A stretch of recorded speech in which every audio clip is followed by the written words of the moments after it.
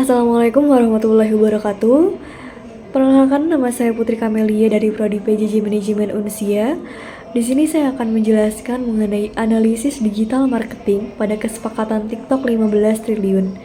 Kenapa judulnya seperti ini? Karena saya menemukan salah satu berita yang cukup menarik mengenai seorang TikToker atau konten kreator yang menjalin kesepakatan 15 triliun dengan TikTok. Seperti apa beritanya? Kita langsung saja ke next slide. Jadi headline beritanya itu adalah deal 15 triliun buat bikin konten TikTok 3 tahun.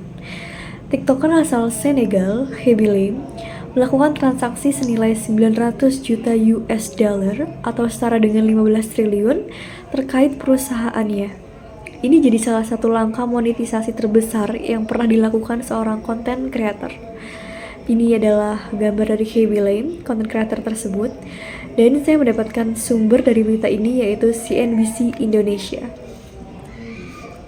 Jadi, Lim melakukan kesepakatan akuisisi dan kemitraan strategis dengan Rich Sparker Holdings untuk penjualan sebagian perusahaan miliknya, Step Distinctive Limited. Kemitraan itu bertujuan sebagai perluasan operasi komersial Lim di seluruh dunia. Rich Sparkle melalui berita operasinya akan memegang hak eksklusif atas aktivitas komersial Hebi Lim secara global. Kerjasama itu dilakukan selama 36 bulan atau sama dengan 3 tahun. Perjanjian ini juga mengizinkan untuk mengembangkan kembaran digital Lim berbasis AI, memungkinkan penggunaan fitur wajah, pola suara, dan isyarat perilaku. Menurut Rich Sparkle, dapat mendukung konten multibahasa, siaran langsung virtual, hingga keterlibatan sepanjang waktu.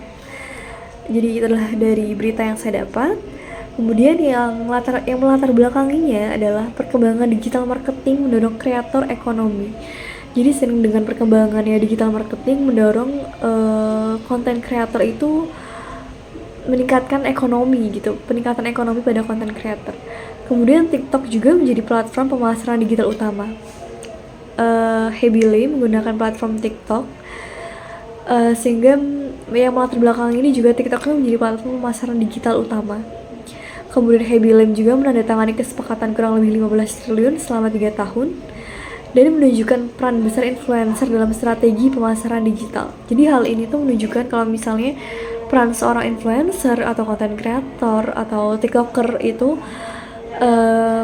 perannya besar gitu dalam strategi pemasaran digital gitu. Jadi perannya cukup signifikan dalam pemasaran digital.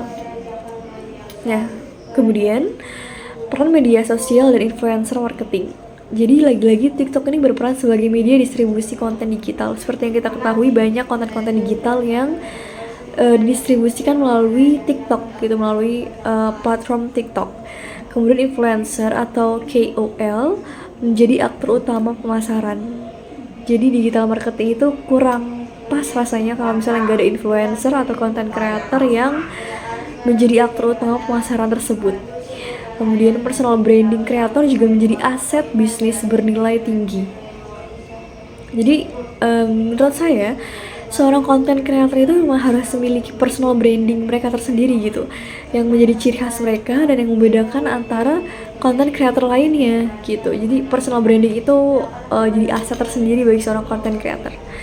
Kemudian konten influencer juga meningkatkan kepercayaan dan jangkauan brand. Jadi isi konten mereka juga itu dapat meningkatkan kepercayaan dan juga jangkauan brand gitu. Semakin bagus kontennya, engagementnya juga semakin banyak, maka jangkauan kepercayaan brand juga akan semakin meningkat kepada influencer tersebut.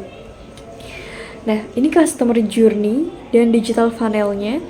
Ada awareness, engagement, conversion, dan loyalty. Awareness, konten viral menjangkau audiens global. Kemudian engagement, interaksi melalui like, komentar, dan share. Jadi lagi-lagi semakin banyak like, semakin banyak komentar, dan semakin banyak konten tersebut di-share, engagementnya itu akan semakin tinggi, teman-teman. Kemudian ada conversion, endorsement, iklan, dan kerjasama dengan brand juga meningkatkan konten tersebut. Kemudian loyalty, followers loyal dan menyebarkan konten secara sukarela. Ini kurang lebih sama dengan engagement. Melalui konten itu di-share, maka semakin banyak yang mengenal konten creator tersebut. Seperti itu. Nah, ini konten marketing. konten marketingnya itu mudah dipahami, lintas budaya dan juga bahasa. Kemudian data digunakan untuk menargetkan audiens secara tepat gitu.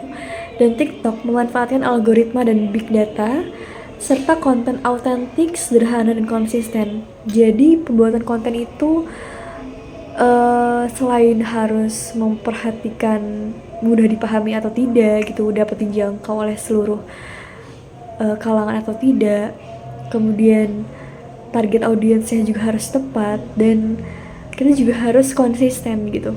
Jadi bukan cuman konten itu booming, tapi kita juga harus melakukannya secara konsisten. Dan TikTok juga memanfaatkan algoritma dan big data untuk melihat algoritma kontennya itu bagaimana, seperti itu.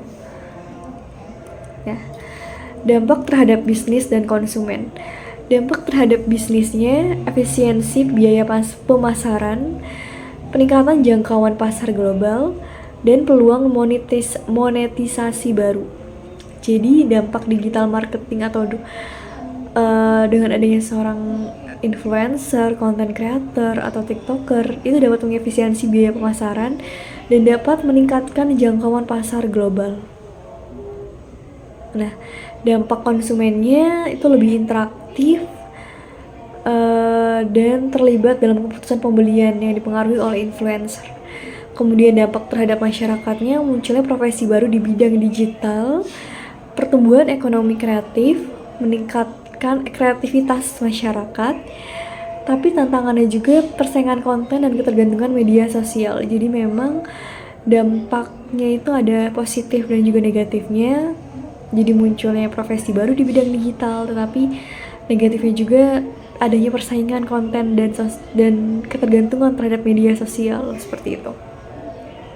Nah, rekomendasi serta kesimpulannya, memanfaatkan influencer dan KOL secara strategis. Rekomendasinya fokus pada konten autentik dan storytelling, serta menggunakan data analitik dan pemasaran. Kesimpulannya, influencer marketing terbukti efektif untuk meningkatkan sebuah brand, meningkatkan penjualan sebuah brand. Kemudian media sosial juga menjadi kunci pemasaran digital modern. Jadi lagi-lagi pemilihan media sosial itu menjadi kunci pemasaran digital modern.